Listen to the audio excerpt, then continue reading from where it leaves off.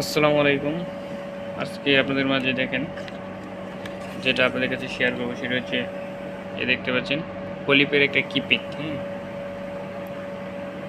এটা হচ্ছে ফলিপের কিপ্যাড, আপনারা দেখতে পাচ্ছেন।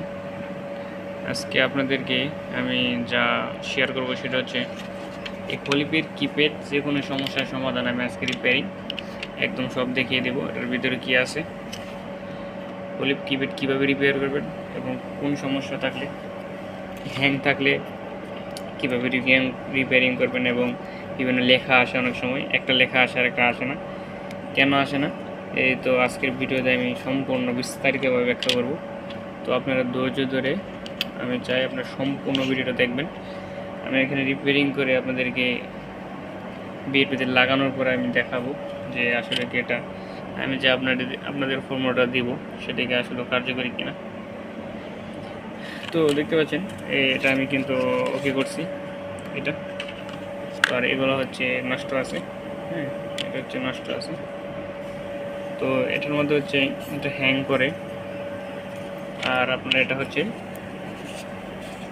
আপনার লেখা 0 0 হয়ে থাকে, লেখা শিফটিং করে না। তো আমি যেহেতু ওই যে কার্ডটা খুলছি, এটার মধ্যে আপনি এখানে কি আছে, এখানে ডিজাইন সহ দেখতে পাচ্ছেন, একদম বোঝা যাইতেছে। এখানে দেখতে পাচ্ছেন কি আছে, সব ডিজাইন সহ বোঝা যাচ্ছে। তো আপনাদেরকে আমি স্টেপ বাই স্টেপ দেখাই। তো এই পাশে দেখেন এটা কিন্তু 7 সেগমেন্ট এলইডি। দেখেন এটা কিন্তু 7 সেগমেন্ট কেন বলা হয়েছে দেখেন, এই দেখেন 1 2 3 4 5 6 7, দেখছেন 7টা ব্লক, এই জন্য এটাকে বলা হয় 7 সেগমেন্ট। তো এখানে দেখতে পাচ্ছেন এসএমডি, ট্রানজিস্টর, মসফেট, ডায়োড আছে, ভোল্টেজ রেগুলেটর। তো এখানে আপনারা দেখতে পাচ্ছেন সুইচগুলা, আর এটা হচ্ছে আপনার রেগুলেটর।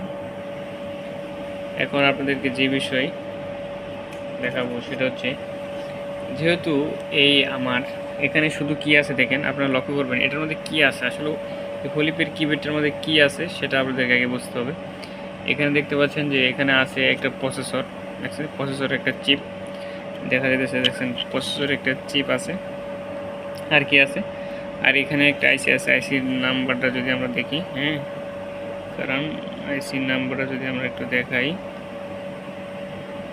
আইসির নাম্বারটা যদি আমি একটু দেখাই, কারণ একটু জুম করে দেখাচ্ছি আপনাদের। 65 17, এটা হচ্ছে আপনার 65178B, 65176B, সরি 65176B। এটা যদি আপনি দেখেন, এটা হচ্ছে আপনার মনে করেন এটা হচ্ছে এই যে দেখছেন কমিউনিকেশন পোর্ট, এটা হচ্ছে RS22 RS485 কমিউনিকেশনের জন্য এই আইসিটা ব্যবহার করা হয়। এই আইসির সাথে কিন্তু আমার এই ডিসপ্লে হ্যাং করার কোনো সম্পর্ক নাই। আপনাদেরকে আরেকটা কথা সুন্দরভাবে বলে দিই যে এটা কিন্তু আমার কমিউনিকেশন আইসি, কমিউনিকেশনের কোনো সমস্যা হলে এই আইসিটা দেখবেন। এটা হচ্ছে RS22 এবং RS485 কমিউনিকেশনের জন্য যে সমস্যা হয়ে থাকে সেই আইসিটাই কাজ করে থাকে, RS22 এবং RS485। জি, আমি যেটা বলছি আপনারা একটু মনোযোগ সহকারে শুনেন। এটা তখনই এআইসির মধ্যে তখন ধরবেন যখন আপনার কমিউনিকেশনে কোনো সমস্যা হবে। কমিউনিকেশন সমস্যা না হলে এদিকে আপনার ধরার কোনো প্রয়োজন নেই। তো এটা তখনই ধরবেন যখন এর মধ্যে কমিউনিকেশন ফল্ট আসবে। তো এটা হচ্ছে RS22 এবং RS485 কমিউনিকেশনের জন্য। তো আমাদের তো সমস্যা হচ্ছে হ্যাং মারে। তো আমরা দেখতে পাচ্ছি এটার সাথে আরেকটা এখানে আইসি আছে। তো আপনারা দেখতে পাচ্ছেন এটা আমি উল্টাভাবে ধরেছি, তো ভাবে ধরে দেখেন এখানে লেখা আছে 74HC59D, ঠিক আছে, স্পষ্টভাবে বোঝা যাচ্ছে আইসি নাম্বারটা স্পষ্টভাবে 74 দেখতে পাচ্ছেন 74HC59D। এই আইসিটা হচ্ছে আপনার যখন দেখবেন এই আইসি সম্বন্ধে একটু দেখবেন, এই আইসিটা হচ্ছে আপনার serial in parallel out shift register. আপনার যখন এখানে এই ডিসপ্লেতে যখন এলইডিগুলো জ্বলে তখন এটাকে শিফটিং করে, শিফটিং করে এবং এই আলোটা পাঠাতে সহযোগিতা করে এবং এখানে লেখা পাঠাতে সহযোগিতা করে। এই আমার 74HC 590 আইসিটা।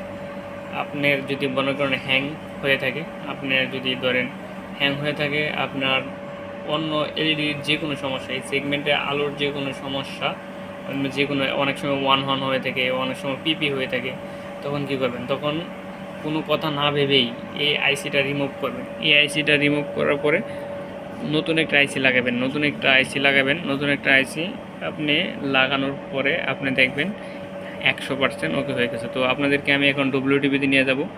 ডব্লিউটিভিতে নিয়ে আমি এটা লাগিয়ে আপনাদেরকে দেখাবো। হ্যাঁ, সাথে থাকেন। ধন্যবাদ। কিন্তু এখন ডব্লিউটিভিতে আসছে, এটা ভালো একটা টিকিট লাগানো আছে, আপনি দেখতে পাচ্ছেন। আমি এখন যেটা রিপেয়ার করছি সেটা লাগাবো, দেখতে পাচ্ছেন লাগিয়েছি। এখন দেখতে পাচ্ছেন আমার কিন্তু এখন ঠিক আছে। ঠিক আছে, আমার কাছে আরেকটা একটু হালকা প্রবলেম আছে, ওটা আপনাদেরকে একটু দেখাবো একসাথে রেডি চলে।